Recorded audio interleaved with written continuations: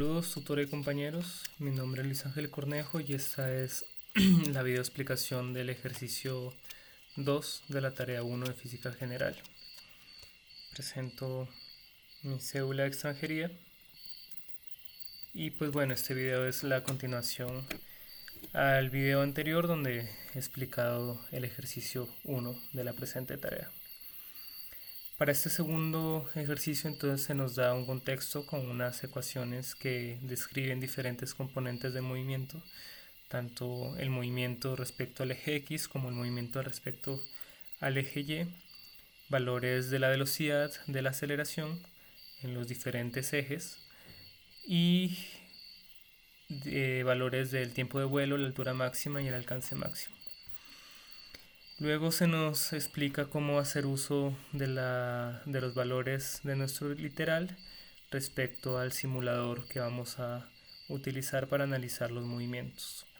Yo ya tengo configurado acá el simulador con información de la guía y pues vemos que este nos muestra una trayectoria que corresponde a la información que nosotros le hemos dado.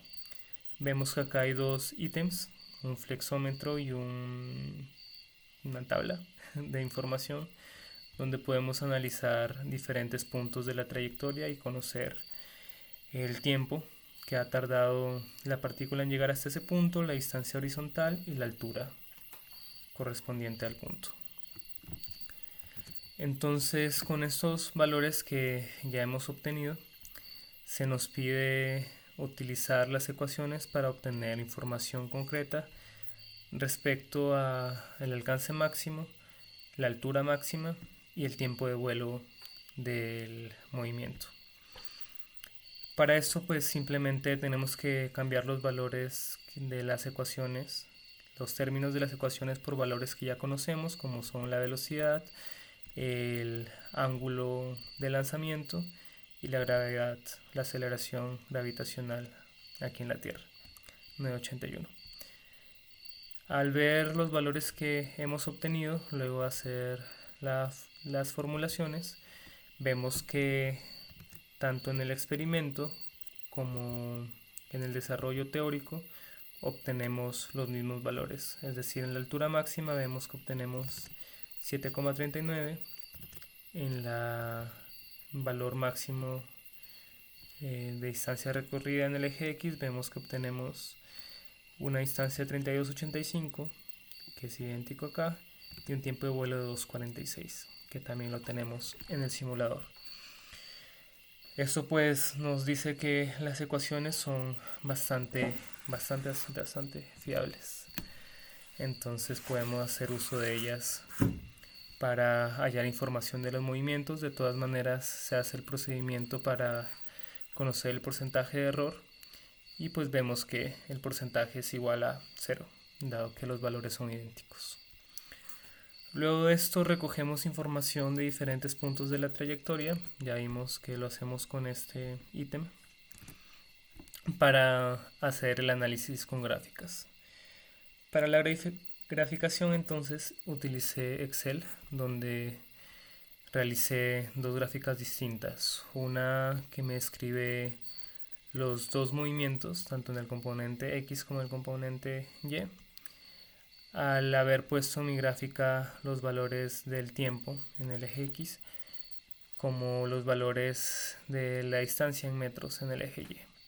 Entonces en esta gráfica tenemos dos líneas que corresponde el azul a la distancia recorrida y la naranja que corresponde a la altura alcanzada en estos diferentes puntos. Mientras que esta otra gráfica sí nos habla de la trayectoria como tal, al haber ubicado en el eje X la distancia en metros y en el eje Y también la distancia en metros en el eje vertical. Entonces este movimiento pues nos describe la trayectoria, esa gráfica. Finalmente hice un procedimiento que más bien es área de la geometría analítica para poder hallar la ecuación de la parábola descrita en el movimiento. No voy a entrar en ese detalle, pero es bastante sencillo, donde se debe hallar ese valor que acompaña el -4 de la ecuación canónica y ubicar el vértice de la parábola con los valores que ya conocemos correspondientes a la altura máxima del movimiento. Como podemos ver, pues esa altura máxima corresponde al vértice de la parábola que se traza. Al hacer este análisis de la ecuación y graficarlo en GeoGebra, pues podemos corroborar que los puntos son correspondientes a los puntos del movimiento del simulador, por lo que así validamos la ecuación que hemos hallado. Finalmente trazo el punto del vértice y pues vemos que corresponde a los valores de la altura máxima alcanzada en el movimiento.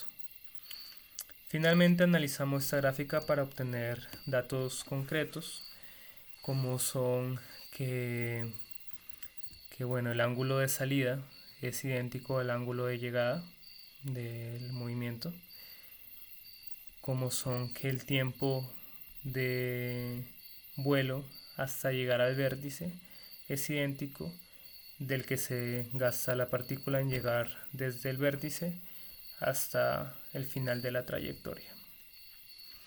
Además, pues podemos analizar qué es lo que sucede cuando cambiamos el ángulo de lanzamiento en